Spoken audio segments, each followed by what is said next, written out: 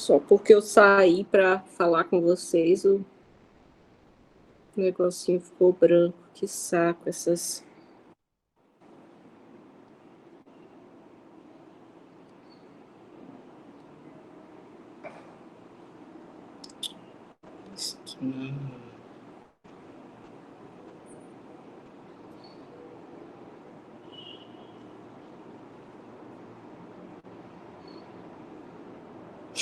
Então, essa é uma aula que ela é uma introdutória do que é mais importante do ponto de vista da propedêutica, que é começar a trazer para a gente a noção e a desenvolver o nosso raciocínio clínico, ou seja, é a gente juntar o conteúdo que a gente ouviu na anamnese com o conteúdo que a gente observou no exame físico e montar o quebra-cabeçazinho do que o paciente tem para que a gente possa confirmar em hipóteses diagnósticas. Então, eu trago sempre um casozinho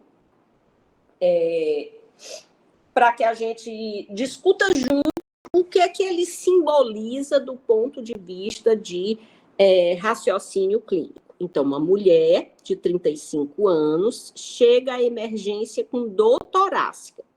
O que a gente pensa? Infarto. Infarto é a primeira coisa, por isso que eu já dou até o spoilerzinho ali no primeiro slide que puxa para a cardiologia, né? E aí a gente continua. Se eu estou na emergência, como é que eu começo o atendimento daquele paciente? Com sinais vitais. Então, o que eu tenho nessa mulher? Eu tenho uma temperatura de 38, eu tenho uma pressão arterial de 110 por 65, eu tenho uma frequência cardíaca de 105 e eu tenho uma frequência respiratória de 30. O que está alterado nesse exame físico? Temperatura. Será que respiração está certinho? Será que são 30 mesmo no minuto? Está alterado também. Um pouquinho aumentada, né? Uhum.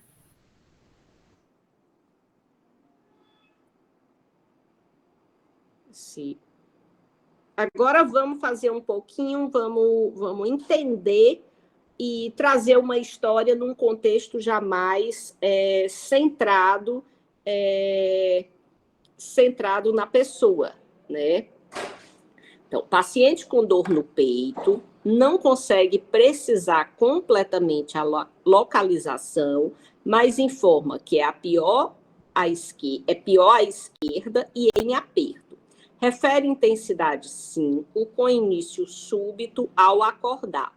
Nega fatores precipitantes, nega irradiação, piora ao respirar e melhora quando sentada. Nega trauma torácico recente ou passado. Esteve no Japão nas últimas 2 semanas, tendo chegado na noite anterior.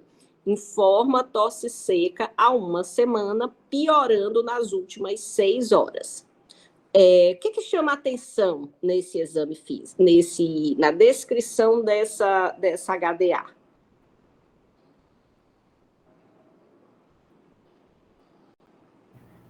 É aparecimento aí de respiração, né? Problema, alguma coisa respiratória também. A respiração da paciente chama atenção, né? O que mais? A tosse seca. Também, a tosse, ela nega a irradiação. Também o que vai de encontro com a questão de casos cardíacos, porque normalmente casos cardíacos têm irradiação.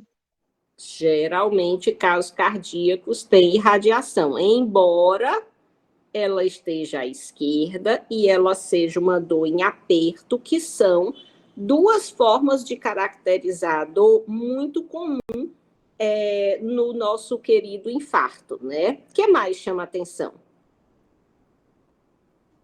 O histórico de viagem. O histórico de viagem. O que mais? O que a viagem para o Japão poderia ocasionar nela? Como o voo é para o Japão, é uma viagem muito longa, sob pressão, então pode ter alguma coisa relacionada à difusão de gás no sangue. Eu acho que Exatamente. também é um contato, né? Não como, sei lá, com algum... Contato também importante, né? Quando a gente viaja, a gente tem contato, às vezes, com vírus e bactérias que não são do nosso convívio natural. Vamos entender um pouquinho mais da história dela. Ela era saudável até então, sem doenças relevantes, sem cirurgia, sem internação e sem alergia. Faz uso de colágeno e contraceptivo. Mãe e avô falecidos por IAM, não bebe, mas fuma 2 maços dia, desde os 15 anos. É sedentária e tende a ter uma alimentação rica em fast food. Essas características da nossa paciente. Que patologias, que síndrome nos reforçam? O que elas trazem para o nosso raciocínio que nos faça pensar em um grupo de patologias?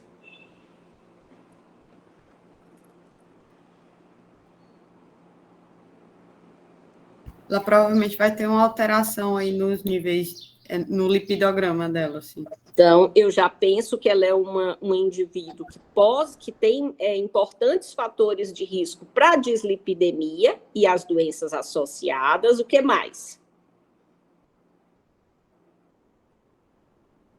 O uso do contraceptivo também, há um tempo aí que ela fala, para a questão de trombose e tal, trombo. O uso de contraceptivo para trombose. O que mais? Cigarro, né? Tabagismo. Cigarro. Cigarro, ele poderia entrar aí como fator de risco para que doença? Doenças cardíacas, de um modo geral. E também respiratória, assim, tudo que ela está sentindo. Tudo que ela está sentindo, né? E a mãe e a avó também morreram por infarto. A mãe e a avó também morreram por infarto. Ou seja, eu sigo sem ainda definir se é cardíaca ou respiratória. O exame físico, considerado que ela foi atendida num pronto-socorro. Então, o que é fundamental eu examinar e o que eu espero encontrar? A gente já sabe o que ela tem nos sinais vitais. Então, agora, lembrando que o pronto-socorro, ele não é um ambiente para a gente fazer aquele exame físico super longo e nem aquela anamnese super detalhada. Por isso que aqui está tudo muito direto. Então, o que é importante aqui nesse exame físico para me ajudar a sair dessa confusãozinha de se é cardíaco ou se é respiratório?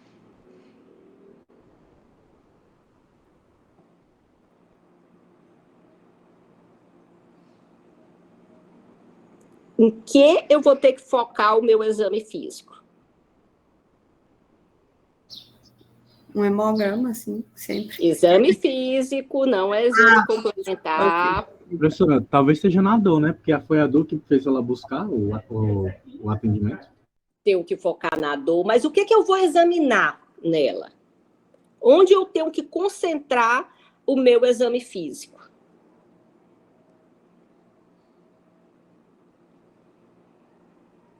Vamos concentrar no tórax da paciente, né? Vamos ver a ausculta, vamos ver como é que tá esses movimentos respiratórios. E se eu estou pensando em cardiocirculatório, respiratório, será que ela tem tiragem? Será que ela tem cianose? Como é que está a saturação de oxigênio já saindo do exame físico?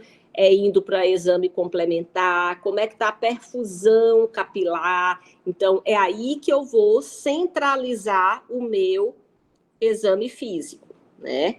Para, a partir daí, eu conseguir pensar qual é a minha principal hipótese diagnóstica e quais são os principais exames complementares.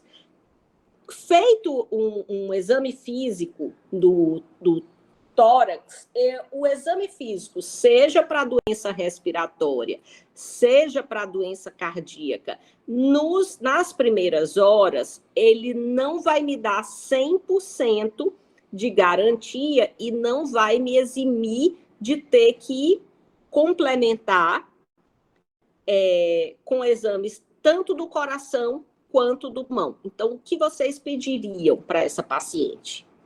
A gente já combinou que ou ela tem uma doença cardíaca, porque ela tem fatores de risco pelos próprios hábitos e porque ela tem fatores de risco pela história familiar, mas a gente sabe que ela também pode ter uma doença respiratória.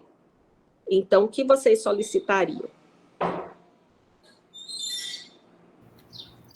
Professora, eu pediria um hemograma, até porque para ver como está a questão do leucograma, por conta dessa febre e tal. Acho que um lipidograma também seria interessante. O que mais? Um ecocardiograma, né? Isso.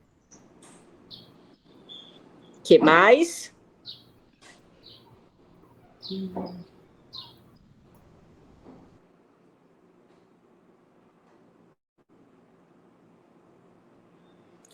Pois vamos lá. Se ela fosse uma paciente de consultório, a ideia de você... Oi, pode continuar. Além do eletro, também podia ver os níveis de... Eu esqueci o nome, mas tem algumas proteínas cardíacas que a gente vê os níveis. Troponina, isso. Professora, seria interessante também algum exame de imagem de tórax, né? Perfeito. Agora a gente fechou. Então, o que eu ia antecipando antes das últimas falas, porque eu não consigo ver quem falou, para consultório, o lipidograma está excelente. O ecocardiograma está excelente. Para pronto-socorro, ele fugiu, porque ele não me ajuda na condução de imediato, tá? Esses são exames que a gente vai precisar para um segundo momento. O que eu preciso agora? Eu preciso das enzimas cardíacas, eu preciso de um eletrocardiograma, e eu preciso, se a gente for pensar na racionalidade, eu precisaria de e nas condutas hierarquizadas, eu precisaria de um raio-x de tórax. Se a gente for pensar em eficácia de diagnóstico e rapidez, eu pediria uma tomografia. Então, são coisas que, quando a gente está ensinando propedêutica, acaba nos atrapalhando, porque na propedêutica a gente tem que pautar muito o que a gente está ensinando dentro daquilo que hierarquicamente é o correto. Então, o raio-x de tórax, ele sempre viria antes do que a tomografia, então eu nunca pularia essa etapa. Mas eu, particularmente, eu sou contra essa propedêutica essencialmente tradicional e, ao meu ponto de vista, ultrapassada. A gente não pode deixar de pedir uma tomografia porque a hierarquia de exames nos pede um raio-x. Não, o raio-x pode vir normal. Então, e hoje, em qualquer pronto-socorro com tomógrafo, seria pedido uma tomografia de tórax dessa paciente, tá? Por quê? Porque eu tenho 2 diagnósticos diferenciais muito importantes para ela, e eu preciso definir porque eles são diagnósticos graves. Ela pode estar infartando, ela pode estar tendo um tromboembolismo. Ela fez, como vocês mesmos disseram, uma viagem longa para o Japão. Ela é tabagista, que aumenta o risco de tromboembolismo, e além, ela fez uma combinação que a gente não permite,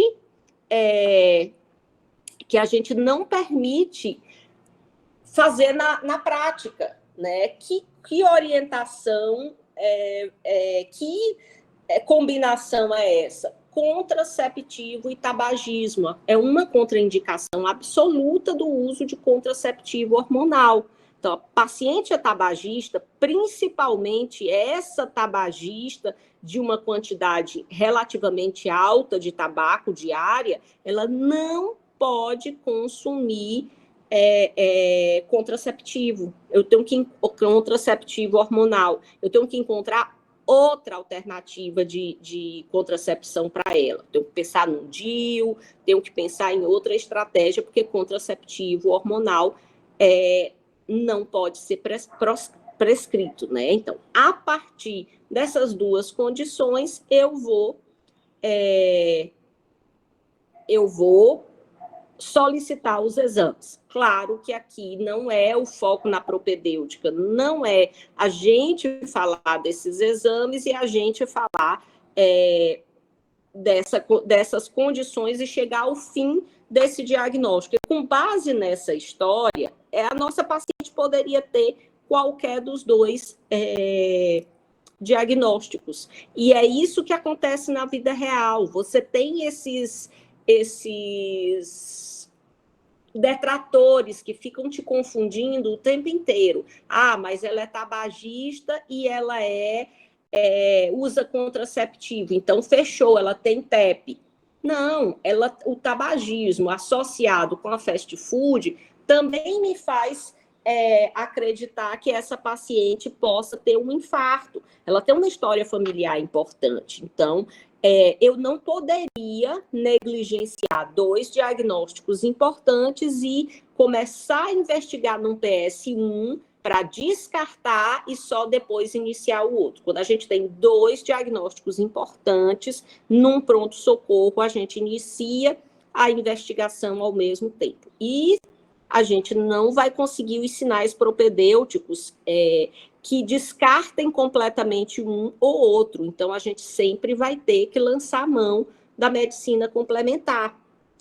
A clínica é soberana com o auxílio da medicina complementar. A quantidade de processo, a quantidade de confusão que a gente está sujeito por erro médico está cada dia maior. Então, é mandatório que a gente prossiga a investigação. Então, eu não terminei esse caso, ele conclui-se a aula com ele inacabado, porque não é foco da disciplina e porque poderia ser qualquer um dos dois, dependeria do resultado dos exames. A ideia é que eu preciso organizar sempre dados da anamnese, dados do exame físico e apostar nos exames que vão ser importantes para o paciente para que eu possa montar esse quebra-cabecinha. Alguém quer fazer alguma pergunta? É um processo longo esse aprendizado, mas a gente vai conseguir, vai desenvolver super de boa à medida que a gente vai crescendo dentro do curso. Alguém quer fazer alguma pergunta?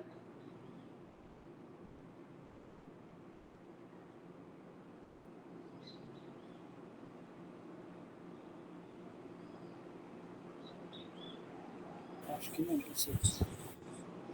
Então, muitíssimo obrigada. Próxima semana a gente